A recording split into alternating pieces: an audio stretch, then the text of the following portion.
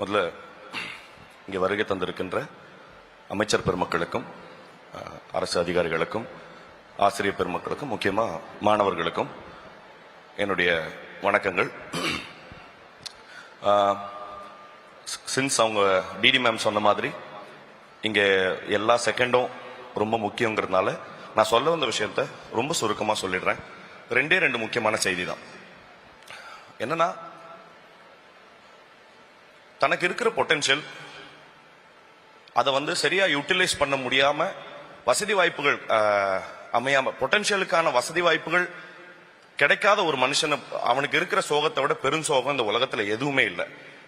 So அந்த மாதிரி எத்தனையோ திறமைகள் இருந்து அதை வெளிப்படுறதுக்கான சரியான வசதி வாய்ப்புகள் இல்லாத எவ்வளவோ பேர் என் கண்ணு முன்னாடி அது கிடைக்காம போனதை நான் ரொம்ப ஏர்லியான இயர்ஸ்ல பார்த்திருக்கேன். பட் இனிமே அந்த என்ன சொல்றது, இனிமே அந்த மாதிரியான பெருஞ்சோகங்கள் எதுவுமே நடக்கக்கூடாதுங்கிறதுக்கான எத்தனையோ பயனாளிகளை, இங்க இருக்கிற லட்ச பயனாளிகளை இங்க இருக்கிற ரொம்ப முத்தான சத்தான திட்டங்கள் உருவாக்கி இருக்கு.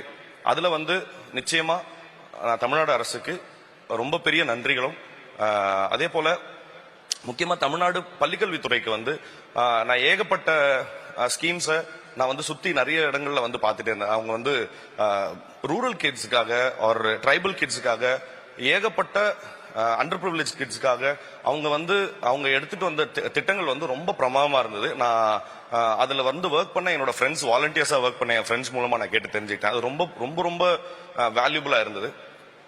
இன்னொன்னு, ஒரு அரசு இதுவரைக்கும் நம்ம உலக வரலாற்றுல ஒரு அரசு எதை தன்னுடைய மூலதனமா நம்புதுங்கிறது ரொம்ப முக்கியமான ஒரு விஷயம். எத்தனையோ நம்ம உலகத்துல வரலாற்றுல எத்தனையோ அரசுகள் எத்தனையோ விஷயங்களை மூலதனமா நம்பியிருக்கு. பயத்தை, மிரட்டலை, பக்திய, பணத்தை. பட் ஆனா ஒரு நம்மளுடைய இந்த திராவிட மாடல் அரசு எதை மூலதனமா நம்புதுன்னா அறிவை, கல்விய. அது ரொம்ப முக்கியமான மூலதனம்ங்கிறதுக்கு பெரிய சான்றா என்ன இருக்க போகுதுன்னா, இன்னைக்கு போடுற விதை நிச்சயமா தமிழ்நாட்டை எங்க கொண்டு போக போகுதுங்கிறத இனி வரும் காலங்களில் நம்ம நிச்சயமா பார்க்க தான் போறோம். அதுக்காக தமிழ்நாடு அரசுக்கு நிச்சயமா நான் நன்றி கடன் பட்டிருக்கேன். தேங்க்யூ, ரொம்ப நன்றி. Thank you so much miss Mani. ரொம்ப அழகா எடுத்து சொன்னீங்க. நீங்க சொன்னது very true statement. Thank you very much for joining us. Dman delivering happiness. எனக்கு இப்ப ஹாப்பினஸ் தருவீங்களா 2 minutesல பேசி?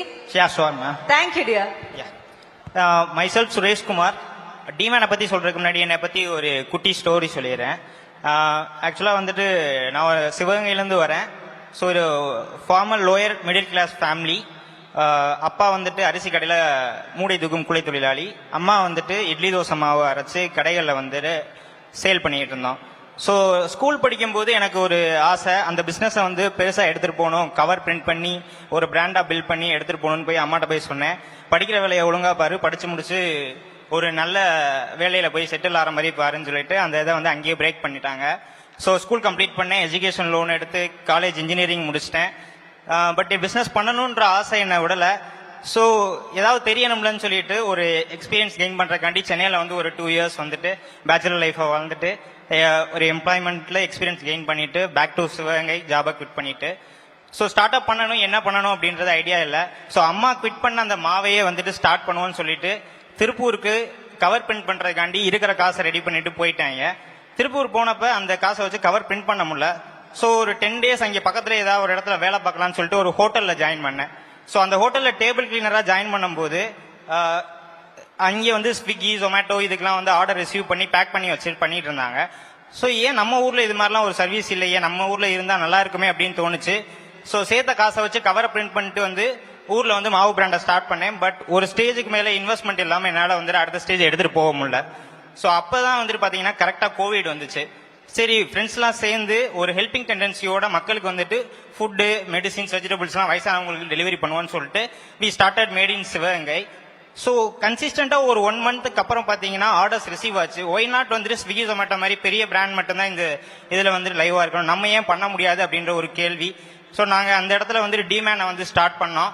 ஸோ அப்பதான் ஸ்டார்ட் அப்பும் கரெக்டா இந்த மாதிரி ஒரு ட்ராக்ஷனோட இருந்துச்சு அப்படின்னா இன்வெஸ்ட்மெண்ட் ரைஸ் பண்ண முடியும் அப்படின்றது தெரிய வந்துச்சு. அதனால என்ன பண்ணோம்னா ஒரு 2 yearsல 75 orders per day, 3 orders per dayல இருந்து 75 orders வரையும் பண்ண முடிஞ்சிச்சு.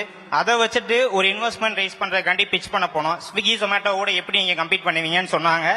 பட் அதையும் கிராக் பண்ணி 1 இயர்ல வந்துட்டு ஒரு இன்வெஸ்ட்மெண்ட் வந்து நல்ல வேல்யூவேஷன்ல நாங்க ரைஸ் பண்ணோம். த்ரூ கால்ஸ் மட்டுமே பாத்தீங்கன்னா 1,65,000 ஆர்டர்ஸ் டெலிவரி பண்ணி அந்த இன்வெஸ்ட்மெண்ட் ரைஸ் பண்ணதை வச்சு பாத்தீங்கன்னா எங்களோட ஓன் ஆப்பை நாங்க பில்ட் பண்ணி லாஸ்ட் இயர் மார்ச் வந்துட்டு சிவகங்கையில லான்ச் பண்ணோம்.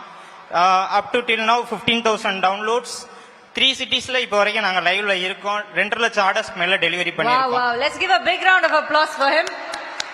Super. But your time is running out. டக்குனு வேற ஏதாவது சொல்ல விருப்பப்படுறீங்களா? Thank you ma'am. இல்ல சொல்லுங்க.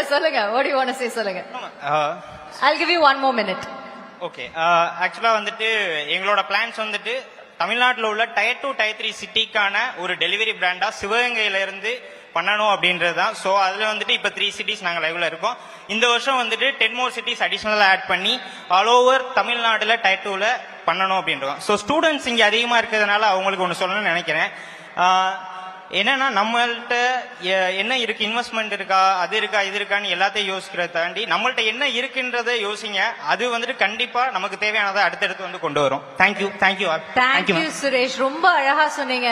தமிழ்நாடு ஸ்டார்ட் அப் மட்டும்தான் ஒரு சிட்டியை தாண்டி ரூரல் ஏரியால இருக்கிற, அதாவது நீங்க சொன்ன மாதிரி ஏரியால பி டவுன்ல இருக்கிறவங்களுக்கும் அவங்களுடைய கஷ்டங்கள் என்ன, அதுக்கு ஒரு சொல்யூஷன் நம்ம கொடுப்போம் அப்படிங்கிற ஸ்டார்ட் அப். அண்ட் அது வந்து ஒரு பளிச்சுன்னு ஒரு ஸ்டேட்மெண்டே கொடுத்திருக்கு. Congratulations, thank you so much. Time முடிச்சிட்டீங்க, ரொம்ப ரொம்ப நன்றி. ஏன்னா உங்களை மாதிரி நிறைய பேர் இருக்காங்க, அதுக்காக மட்டும்தான். ஏன்னா நீங்க பேசணுங்கிறது என்னோட ஆசையும் கூட. But having set that, next Ippopay எல்லாருக்கும் மாலை வணக்கம். இப்போபே அப்படிங்கிற ஸ்டார்ட் அப்போடைய ஃபவுண்டர் அண்ட் சிஇஓ. எனக்கு சொந்த ஒரு ராமநாதபுரம், அதில் தாமரைக்குளம் அப்படிங்கிற ஒரு வில்லேஜ். எங்க அப்பா ஒரு மீனவன். ஃபர்ஸ்ட் ஸ்டாண்ட்ல இருந்து 12th வரைக்கும் நான் ஒரு கவர்மெண்ட் ஸ்கூல்ல தான் படிச்சுட்டேன். அதுக்கப்புறம் வந்து மோமோ சதக் இன்ஜினியரிங் காலேஜ்ல நான் இன்ஜினியரிங் முடிச்சு 2006ல சென்னைக்கு வந்தேன். ஒரு 2 வருஷம் ஒர்க் பண்ணதுக்கு அப்புறம் ஒரு சின்ன சர்வீஸ் பேஸ்ட் கம்பெனி ஆரம்பிச்சேன். அது ஒரு 10 இயர்ஸ் ரன் பண்ண அந்த கேப்ல இப்போபேக்கு முன்னாடி ஒரு 7 ஸ்டார்ட் அப் ஸ்டார்ட் பண்ணி எனக்கு 7மே ஃபெயிலியர் ஆயிடுச்சு. இப்போபே வந்து என்னோட 8th ஸ்டார்ட் அப். இப்போபே ஸ்டார்ட் பண்ண புதுசுல வந்து ஒரு 100கணக்கான இன்வெஸ்டர் நான் வந்து பிச் பண்ணியிருப்பேன். ஸோ எல்லாருமே சொன்னது வந்து உங்களை நம்பி நாங்கள் இன்வெஸ்ட் பண்ண முடியாது, இதுக்கு முன்னாடி நிறைய ஃபெயிலியர்ஸ் பார்த்துருக்கீங்க அப்படின்னு சொன்னாங்க. ஃபர்ஸ்ட் டைம் வந்து எனக்கு தமிழ்நாடு கவர்மெண்ட் மூலியமா ஸ்டார்ட் அப் டிஎன் மூலியமா 10 லட்சம் ரூபாய் நிதி வாங்கி தான் நான் இப்போபே நாங்கள் வந்து ஸ்டார்ட் பண்ணோம். ஸ்டார்ட் பண்ணும்போது எல்லாருக்கும் இருந்த கேள்வி, கூகுள் பே, போன்பே இந்த மாதிரி ஒரு பெரிய பெரிய ஜெயண்ட் கூட நீங்க எப்படி காம்பீட் பண்ண போறீங்க, உங்களுடைய ஸ்ட்ராட்டஜி என்ன அப்படின்னு எல்லாருக்குமே நிறைய டவுட் இருந்தது. எல்லாத்தையுமே உடைச்சு தமிழ்நாட்டில் மட்டுமே இன்னைக்கு 5 லட்சம் மெர்ச்சன்ட்ஸ் இருக்காங்க. எங்களுடைய main focus Tier 2 Tier 3 rural area தான். இன்னைக்கு வந்து சென்னை, பெங்களூர், மும்பை, இது இப்போபேல என்டையர் இப்போபேல ஒரு 500 எம்ப்ளாயிஸ் வந்து நம்ம கம்பெனில ஒர்க் பண்றாங்க. ஸோ இதுக்கு மெயின் ரீசன் வந்து எல்லாரும் சொல்லுவாங்க நீங்க ஒரு பெரிய காலேஜ்ல படிச்சிருக்கணும்னு சொல்லிட்டு, நான் ரொம்ப ஸ்ட்ராங்கா சொல்லுவேன், ஒரு சின்ன ஸ்கூல்ல ஒரு கவர்மெண்ட் ஸ்கூல்ல ஸ்டார்ட் பண்ணி கவர்மெண்ட் ஸ்கூல்ல படிச்சு ஒரு கவர்மெண்ட் வந்து நிதி வாங்கி என்னால இவ்வளவு பெரிய கம்பெனி ஆரம்பிக்க முடியும்னா இங்க நிறைய பேர் ஸ்டூடெண்ட் இருக்கீங்க, என்னை விட பல மடங்கு ஒரு பெரிய லெவல்ல வரலான்ட்டு எனக்கு அந்த நம்பிக்கை இருக்கு. அந்த நம்பிக்கை வந்து உங்களுக்கு இருக்கணும். தேங்க்யூ. தேங்க்யூ மிஸ்டர் மோகன். எல்லாருமே இன்ஜினியரிங் படிச்சிருக்கீங்கன்னு நினைக்கிறேன். இங்கேயும் நிறைய இன்ஜினியரிங் ஸ்டூடெண்ட்ஸ் இருக்காங்க. I'm sure you must be inspired by them. நீங்க சொன்ன மாதிரி நீங்களும் கண்டிப்பா ஸ்டார்ட் அப் இந்த திட்டங்களை யூஸ் பண்ணிக்கோங்க, நிறைய வளருங்க. ஏன்னா நீங்க நல்லா இருக்கணுங்கிறதுக்காக தான் இந்த திட்டங்கள்லாம் இருக்கு. So thank you so much guys, thank you so much for joining us and all the very best.